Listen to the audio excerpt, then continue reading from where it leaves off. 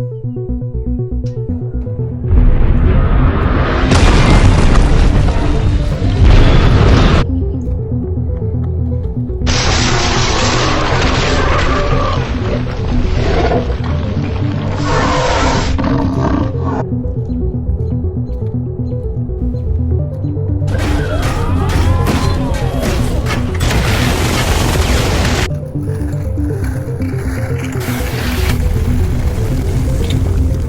just using the coal to boil the water to heat the gas, to heat up the water to make electricity. Now, maybe one thing you might consider if you want to be more fuel efficient is if you have a natural gas stove, okay? Because a lot of power plants use natural gas to produce electricity, okay? So as you burn the natural gas in the power plant, you're heating up the water, you're boiling the water, you're making steam. That gets converted into electricity through a magnet, turbine, so it turns a turbine. Electromagnetic induction generates electricity. Then that electricity is transmitted to your house, and then it goes into a coil on your stove or your water heater, okay? Now, if you want to think about energy efficiency, well, when you burn that gas originally, you lose a lot of energy producing the steam to make the turbine, okay? So there may be 30 to 40% efficient. Then when you send that electricity through a wire, you're losing over half of it, okay? Through resistivity in the wires. So it finally gets to your house, and then you get you heat up your stove again, and you lose a lot more. You lose a lot more energy when you're running the current through that resistor on your stove. So we haven't talked about resistance. We're going to talk about that. But basically, when you run an electrical signal through a wire, so here's the cord of my Van de Graaff generator. If I run a current through here, you may have noticed that it gets really hot. Okay, so when I plug in my my power brick here for my MacBook, this thing gets really hot. It gets so hot that it can it feels like it's gonna burn you. Okay, well, all of that heat is energy. Okay, so as the current comes from the nuclear power plant or the coal power plant, right? Because everybody knows coal is the best. I shouldn't make fun of coal. That was really insensitive. I apologize to everybody that loves coal. So power brick, it gets hot. You're losing energy. Okay, so if you're thinking about your house, do you want to have an electric water heater or a gas water heater? That's why most water heaters are gas, because it makes no sense to, that's an awesome thing you've got there, PJ, Mr. Kool-Aid guy. I forget what his name is. He had some name. So it makes much more sense to burn the gas in your house and get all of the energy, because you get so much more energy. Same thing with your stove, right? Gas stoves are much more energy efficient because you're not wasting all that energy to get it from the power plant or from the gas plant. You're burning the energy right in your house, and so more of it goes into actually heating the water. So if you can get a gas stove, much better. Gas water heater, much better. Back when I was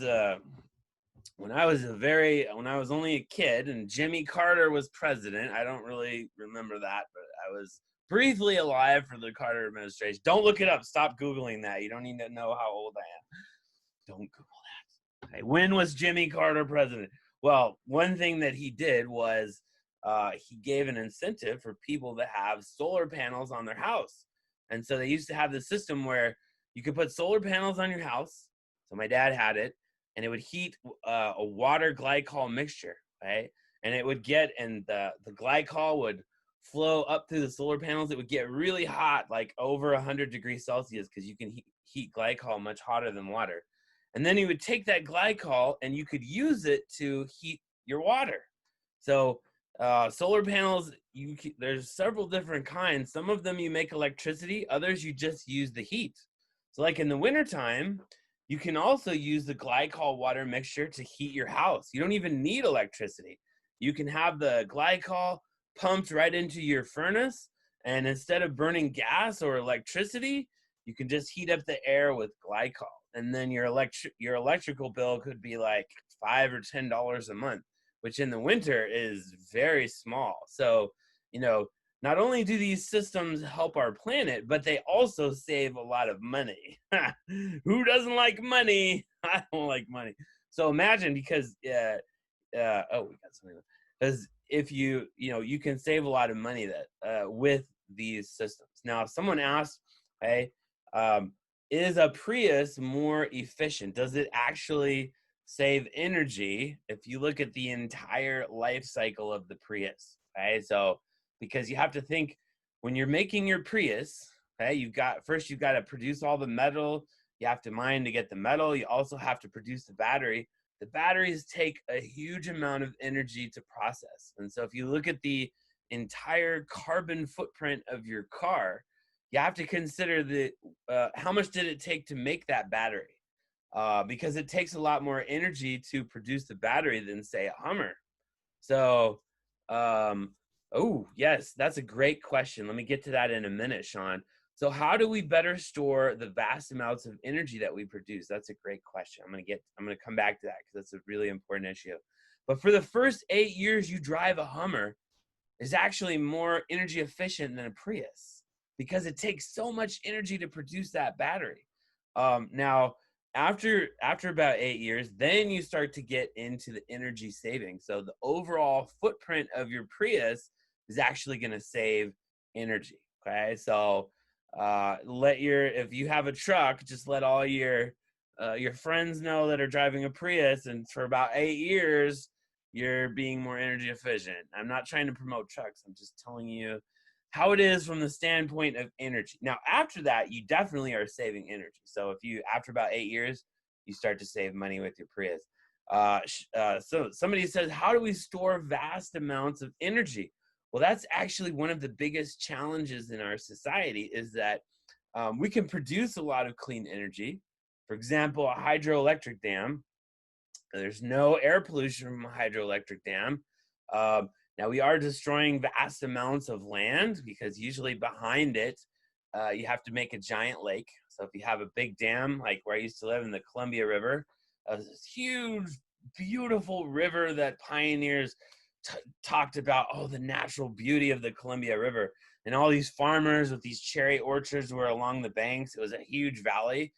But then they put in a hydroelectric dam, and they took this pristine natural wilderness and they completely covered it with water. And so if you go there now, it looks like a big lake. It was beautiful before, but they destroyed it. But you get all this clean energy. So even hydro, there's a cost, because you're destroying a lot of land. But with the hydroelectric dam, you produce electricity all the time. The water never stops flowing. And so in the daytime, you can use that energy most of the time, but at nighttime, the demand for energy goes way down. So, and during the entire night, all of that energy is being wasted. The water's flowing, you're getting electricity, but nobody's using it. So the question is, well, how do we store it? And as of right now, we don't really have batteries that we could use to harness all of this electricity. For the most part, most of it's gone. One thing that they do is they have pumps on the dam, and so they pump water back up to the top of the dam. Now, does that save a lot of energy? Not really. It saves a little bit, but for the most part, it's very wasteful, and most of the energy is wasted. So we don't really have a way to store huge amounts of energy. That's a huge challenge. If we want to produce batteries that can do that, it's going to take a lot of energy. And most of the elements that we need, some of the really important ones, are the rare earth elements on the periodic table. And all of those are in China. So if we want to get these batteries for Priuses and that can store these huge amounts of energy, we have to have trade with China. If we don't have good trade relations with China, they won't give us any rare earth elements. That means no more iPhones, no more Priuses, no more batteries. So the whole story about energy is that it's pretty complicated, and some of the complications come from human factors, like, do two countries get along? Oh, that's a great question. Could we get some of these minerals from the asteroid belt?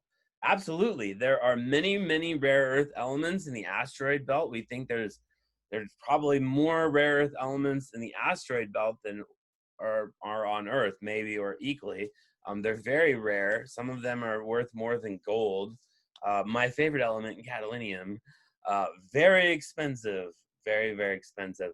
Not a lot of it. It's very rare. Not very commonly requested. You don't usually have a gadolinium ring or anything, so it's not, nobody wants gadolinium unless you're a physicist. It's my favorite element. It's a rare earth element. The problem with the asteroid belt is, how do we get there? How can we mine the asteroid belt? Nobody really does that. If you wanted to make a company and figure out a way to get rich, that would be it. Mining the asteroid belt, getting those rare earth elements from space and bringing them back here. We don't have rockets that can do that yet. Fuel the rockets with Red Bull. Well, if Red Bull is flammable, which it could be, okay, the problem is that to produce a Red Bull or traditional rocket fuel is going to take vast quantities of energy. What we need is a propulsion system that we don't need rocket fuel, okay? Because to get to, like, say if we wanted to go to another planet in a different solar system, so Alpha Centauri, we would need about as much rocket fuel as is equal to the mass of the North America. So not really feasible. So if we're ever going to really go anywhere in space, we need to have a different kind of propulsion system, not rocket fuel. That's very primitive. We need electromagnetic propulsion in space, some kind of electrostatic propulsion. I have some ideas about that, but I'll tell you about those later in the class. Okay. What about nuclear propulsion? Yes, people have thought about this. There was a program in the 50s where they were going to explode small nuclear warheads behind the ship and push it. So they would detonate these nuclear warheads, and that would propel your ship farther. There's some problems with that. You're going to need a lot of shielding for your astronauts, because that's a lot of radiation. That kind of shielding is going to be very heavy. I don't think the program was kind of shut down prematurely, but they did work on that for a while. Okay, so let's talk about potential. And the hydroelectric dam is a good example of potential, because if we're thinking about potential energy and we want to think about electrostatic potential, I want to teach you a way to kind of visualize potential. Okay, what is electric potential? Well, let's think about potential energy in a dam. If we're trying to store some of that energy that's produced in the hydroelectric dam, we can pump water back up to the dam. That water, when we pump it back up, is going to get more potential energy. Electric potential is sort of like that. Okay, so you could think about when things move higher on a mountain, okay, their potential energy goes up. Electric potential is also like that, and I love this Van de Graaff generator. There's so many aspects to the Van de Graaff generator, but if we want to visualize electric potential, one way that you could do it is you could use your imagination and think about, imagine that this Van de Graaff generator is kind of glowing or something, right? So just imagine that there's this glow around it, and as you get near the Van de Graaff generator, it's glowing more and more brightly. So out here, there's not very much glow. The air is glowing a little bit, but as I get closer and closer, it gets much, much brighter. Now, in the regions where it's very bright, the potential there is very high. Okay? And so if we think about my piece of tissue here, right? Well, if this were water, it would be falling down a hill in the gravitational force. Okay, but we have the electrostatic force here. Okay, so this is my electrostatic force. Okay, and we can think of a little hill being here. So let me get this thing charged up a little bit. Okay, so we got it charged up, and as I put it here, okay, then there's a potential. So as it gets closer, it falls down that hill. So you can think of it sort of like it's glowing, okay? Or you could think about if you imagine a line here, so our potential. So as we get out here, our potential is close to 0. And if this is a plot, as we get above here, the potential starts to go up. So as I'm moving, let's say this way is the X direction. As I move this way, my potential is getting higher and higher. Okay, and I need to discharge this thing somehow. I don't think it's charged up. I'll throw tissue at it until it's discharged. There we go. It's discharged. Okay, so let's look at a picture of potential.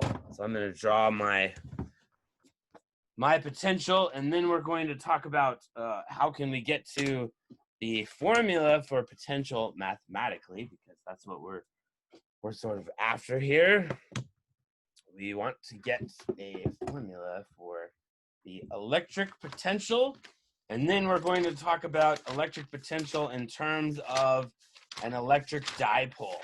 So we had we discussed dipoles before, okay, but we're going to talk about dipoles again in the context of the electrostatic potential.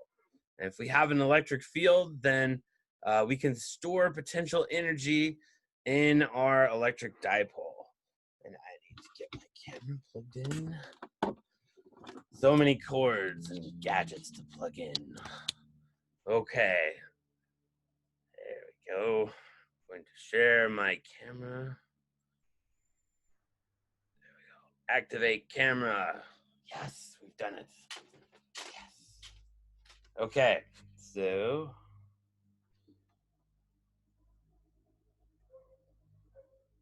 focus. There we go. All right. So if I draw a picture right here of my Van de Graaff generator, I'm going to draw the plot of potential over this. So as I get over here, then so this direction is going to be X, okay? And this direction is going to be U. So we can think of it as electrostatic potential or potential energy. So this will be Q times delta V. Okay, so as I get close to the Van de Graaff generator, my potential is going to increase, and as I go away, my potential is going to fall off. So if my or we could draw it, let's draw it the other way. Let's pretend like this is let's pretend like there's a hill here. So we'll make it like a well. Okay, so no, actually I like this way. Forget that. So here's my potential. So as my tissue goes this way, then the potential is going to be higher here. So it's going to be pulled closer. Okay, now if my particle is over here, it will only feel a weak attraction to over here. Okay, it would be like if I had a cliff here.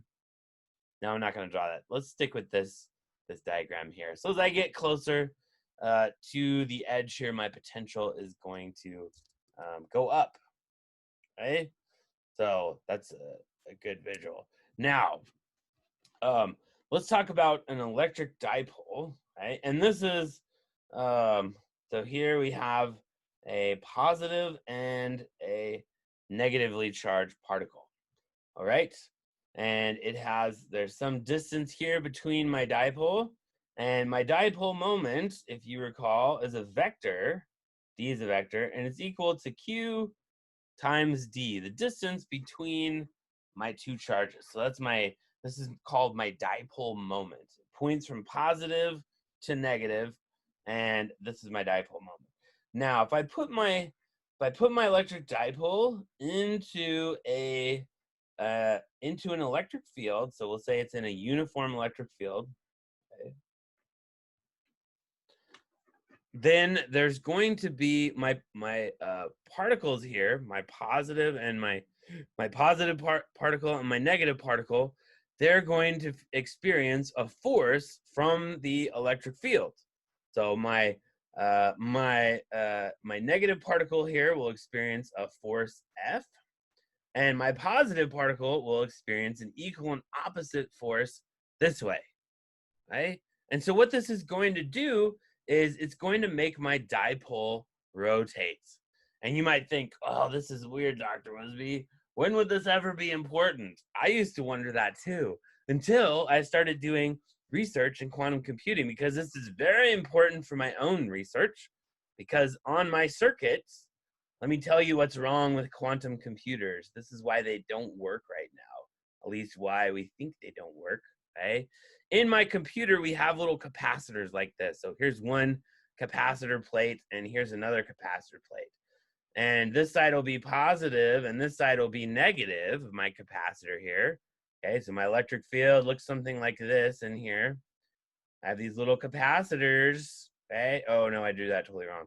Let me redraw. So between these, I have these big, well, they're actually really small, but I have these big areas of metal here. And if this side's positive and this side is negative, okay, I get an electric field in here in my quantum computer. And what happens is, if you get a little water molecule in here, water has hydrogen on one side, and so 2 hydrogen atoms and an oxygen atom. This side's really negative and this side's really positive, okay? So in my quantum computer, when this field happens, the field is changing really quickly. It changes directions about 9 billion times a second because it's in gigahertz, right? When that happens, because this field is going back and forth really quickly, it'll make my water molecule rotate really quickly. Now, if all of my information was stored in this electric field, okay, it takes energy to make my electric dipole rotate. And if that energy was the information stored in my quantum computer, then my quantum computer doesn't have a 1 anymore. Instead, all that energy is gone, and it used it to make this water molecule start spinning. This is a very real problem in quantum computing, and which is probably why quantum computers don't work. If quantum computers did work, Google would probably already have one. Well, they will work someday, but they don't right now. Google would already have a quantum computer if it weren't for these electric dipoles. And I don't know what Google could do with a quantum computer and artificial intelligence. I don't want to say Skynet, but you know, does anyone know what Skynet is? Come on, you guys know what Skynet is. What is Skynet? Somebody tell me. Well, okay, here's your homework for the weekend. Yes, it's from the Terminator movie. I want you to go and find the original Terminator movie. Yes, the one with Arnold Schwarzenegger. And I want you to watch it. And I want you to think about Skynet and what will happen if Google gets quantum computing and artificial intelligence. I don't want to say Skynet. I don't want to say that. Although I did find a meme one time of the word Skynet, and all the letters had the Google colors, so think about that. Maybe I can find it. Let me find that. No, I don't want to find that. You just Google Skynet movie. Okay. All right. So anyways, these little water molecules, you lose energy. Now, how do you lose energy because of a water molecule? I'm so glad you asked that. Let me tell you. Okay. So the torque on a dipole, and this is very relevant for my research in quantum computers, this is a very real problem, is P cross E. And you might be thinking, Dr. Wisby, what is torque? You didn't teach us about that. You're right, we didn't cover torque, so we're going to talk about it now. Okay, so if you don't remember what torque is, I'm going to tell it to you right now, all right? So we define a quantity. So let's imagine we have a wrench. Okay, so here's a wrench. I'm going to draw a wrench right here. But I want you to see my wrench that I'm drawing. Okay, so here's my wrench. And if you've ever fixed anything like a car or you changed a tire, you probably know what torque is. Okay, so we define a moment arm here. We'll call it R. Okay, so this is the distance from my center of rotation. And if you apply a force on here, okay, then this quantity is going to give you torque. Okay, so I have, yes, I have force cross R, so we can define a new vector here. T is equal to F or R cross F. Okay, so these are vector quantities, and I have a cross product here. So if I have a cross product, it's going to be R times F times sine of theta. Okay, this quantity is called torque. All right. Now, what is torque? And the vector torque. Okay, I'm gonna use the right hand rule. So first, oh, let me switch here. I've got to show you the right hand rule. We're gonna do some vectors. Okay, so let me draw a big vector here. And I'm doing all of this so that we can talk about quantum computing. We're going back here to torque, which maybe I should have thought was more important in physics 1, but we didn't talk about it, but we're talking about it now, so that's all that really matters. Okay, here is torque. All right, I have this is the moment arm here, and here's my force vector. Okay, there's my force vector, right? So I'm going to put my hand, so let's say here's my hand. I'm going to put it in the direction of R, and then I'm going to curl there. Oh, there we go. Doing this backwards. So I'm going to go like this, and where my thumb is pointing, that's where the torque vector is pointing. Okay? So it's pointing into the page on this example. So I go R, I curl in the direction of F. So I go from R to F. Oh, from R to F. And then my thumb is pointing into the page. So that's the direction of my torque vector. Okay, so let's switch back to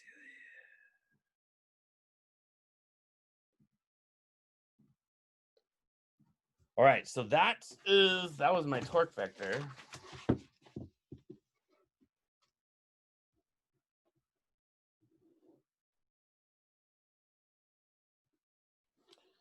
All right, so torque is a funny thing, but what happens? What does R cross F say here if F is in the same direction as R? So let's say my wrench now has rotated over here.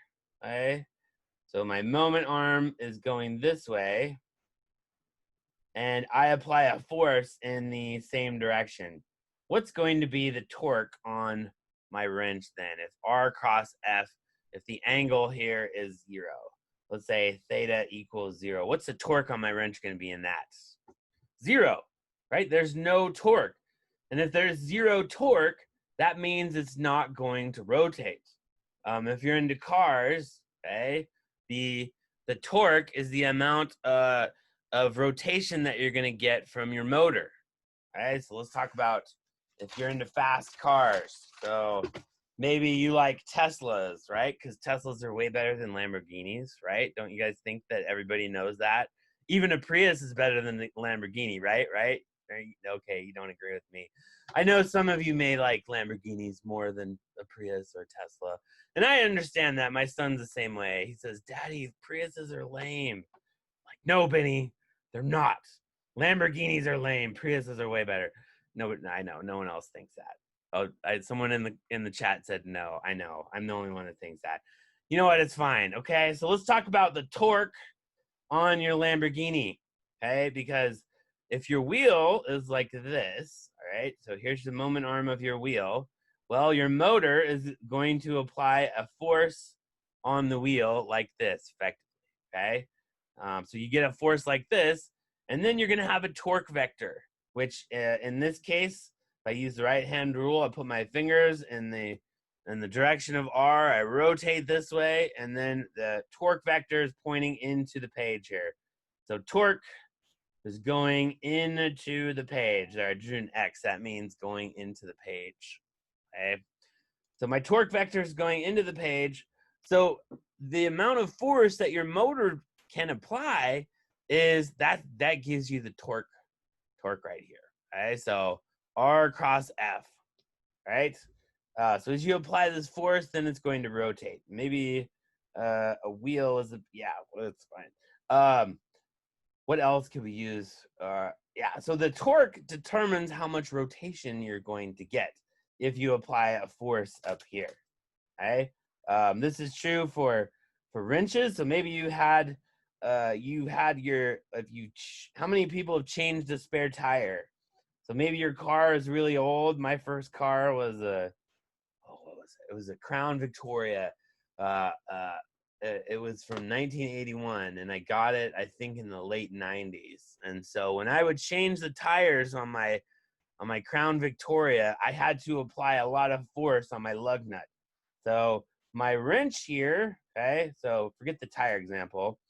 Okay, so if your wrench is very short, we have T is equal to R cross F. All right, well, let's think about this. If your wrench is very short and you apply a force here, it's not going to work so well. Right? So the bigger your wrench is, the more torque you're going to get. And so the easier it's going to be for you to rotate that wrench, right? And you apply a force here up above with your hand, that's going to give you a torque. All right, now, of course, in order to loosen the lug nut, wait, what? Crown Vic is better than Prius? No, delete that comment immediately. No, it's fine. You can like a Crown Vic, but would you rather have a 2020 Prius or a 2000 Crown Vic? Think about that. Make that choice. Maybe, okay, maybe you still like Crown Vic. That's better, I guess. You know, fossil fuels, some people like them. It's fine. You can, that's a choice you can make. All right. Now it takes energy to do this. So if we're rotating something and we're applying a force, you're going to be doing some work. Okay. So let's think about our expression for work. We know that work is equal to F times D. So as I apply a force over some distance, I'm going to be spending some energy. I'm going to be doing some work in order to make this happen. Okay. So now if we think about a circle, okay, and we've not talked about this before. We should have talked about it for this one, but we had other things to do. Okay, so as we apply this circle here, and I start rotating I start rotating this circle. So this could be your wrench. Okay, I'm going to rotate it here through some angle theta. All right. Well, this angle is going to be this is my arc length. Okay, so my arc length S is defined as theta times D. If I went all the way around a circle, then my it's going to be 2 pi. So it will be 2 pi times D, which is the radius of my circle. So D is right here. That's if I went all the way around the circle. I might not go all the way around the circle. I could just go halfway around the circle. Okay, so I can go all the way to here. That's just going to be pi. So for a half circle, then I would have pi times D. So this is the distance here. Right? That's the arc length of my circle. Right? Well, if I look at up here for force, right, and work, then I need a distance. So I could put in arc length here. So I could write this another way. I could say that work is equal to force times the distance, which is my arc length. And now I can put in F times D times my angle, theta. This is equal to work if I'm doing say a rotation. Right? So another way we could think about it is because I'm applying a force over a distance. It doesn't matter if you're going in a circle, but I can put in for my distance here, S is arc length. And that's fine. It doesn't matter if it's a straight line or it's in a circle. That is my distance. So it's arc length. Okay, so I've started out here with the expression for work. I did F times D, and then I multiplied it by the angle to get my arc length, which gives me work. Okay, so that is what, and I'm gonna do an example with torque next time, because torque is really fun to play with if you do an experiment. All right, so now, right, we want to talk about torque on an electromagnetic dipole.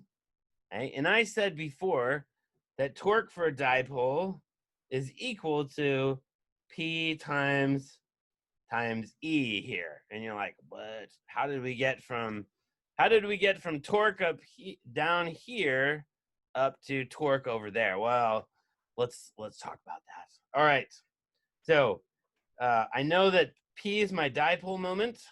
Okay, so if I have P, that's equal to Q times D. All right, so now I've got a distance there.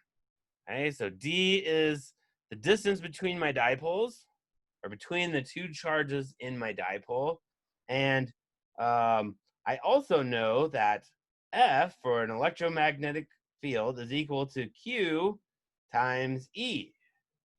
Right, that's equal to force. All right, so if I plug this in here, if I put in for my dipole moment, now I've got torque is equal to Q times D cross E. Okay, so I've got my D there now. That's a vector. And I've also got a Q here. So if I multiply Q times E, that's going to give me force. So my vector for torque, then if I substitute in for Q times D, now I get D times F. Okay, so this is the expression for torque, but this is what you do if you have an electromagnetic dipole. Okay, so to get from here to here, that we did a couple steps, but it wasn't too bad. Okay, and now this is what's important for if we want to talk about torque for an electromagnetic dipole. And okay, class is almost over. I know sometimes I get to talking and I forget what time it is. But so we've got about 1 more minute, and after 1 more minute, not before 1 more minute, then if you need to go, I will let you go. All right, so let me finish up about electromagnetic torque on a dipole.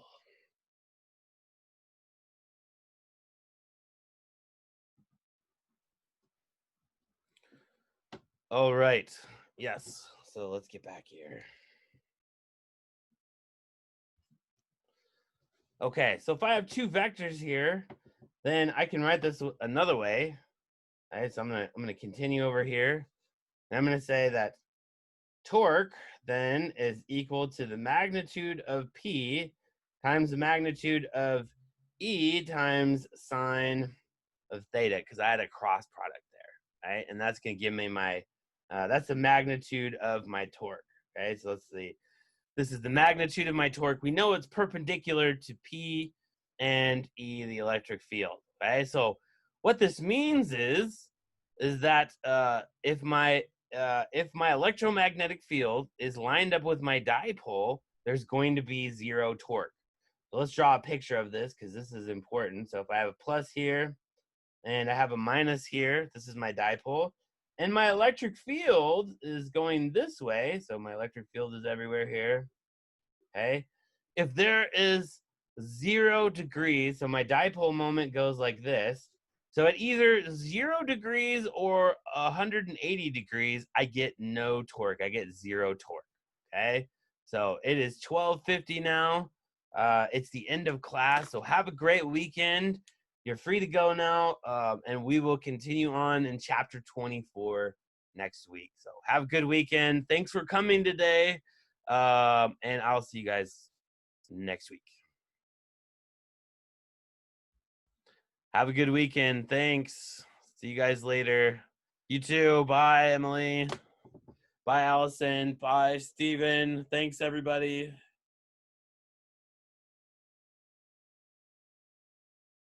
Thank you. Like and subscribe down below.